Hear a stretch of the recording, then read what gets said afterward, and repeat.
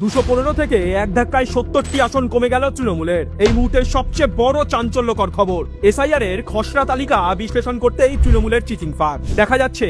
জয়ের মার্জিনের থেকে বেশি নাম বাদ গিয়েছে এমন 70টি বিধানসভা কেন্দ্রে তৃণমূলের এমএলএ রয়েছে। অর্থাৎ তৃণমূল জিতেছিল এমন 70টি আসনে জয়ের মার্জিনের থেকে বেশি নাম বাদ গিয়েছে এসআইআর এর ফলে।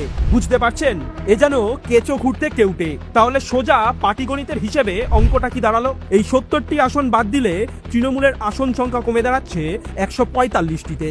অর্থাৎ ম্যাজিক ফিগার 148-এর থেকেও কমে গেল তৃণমূল। আর মমতার নিজের কেন্দ্রের চিত্রটা একবার দেখবেন। 2021 সালের বিধানসভা ভোটে তৃণমূল এই আসন থেকে জিতেছিল প্রায় 29,000 ভোটে। খসড়া তালিকায় এই ভবানীপুর থেকেই কত নাম বাদ গিয়েছে জানেন?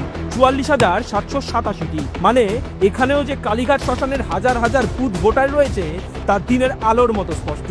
তবে এটা তো শুধু খসড়া তালিকা, চূড়ান্ত তালিকা প্রকাশের পরই হবে বিধানসভা নির্বাচন, আর সেই তালিকা ধরেই এবার ভোট হবে। এই জন্যই তো এসআইআর এ এত আপত্তি তৃণমূলের। সুষ্ঠু ও অবাধ ভোট হলে 26-এই কুখ্যাত হবে তৃণমূল। এবছরই গদি হারিয়ে প্রাক্তন হবেন মাননীয়া।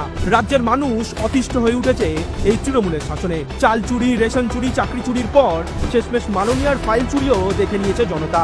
এবার জবাব দেবে বাংলার মানুষ। কান পাতলেই সবার মুখে একটাই কথা শোনা যাচ্ছে, অনেক হয়েছে, আর না, চোরাস্রোত বইছে। এবার পিসি ভাইপোর নোংরা খেলা শেষ হবেই।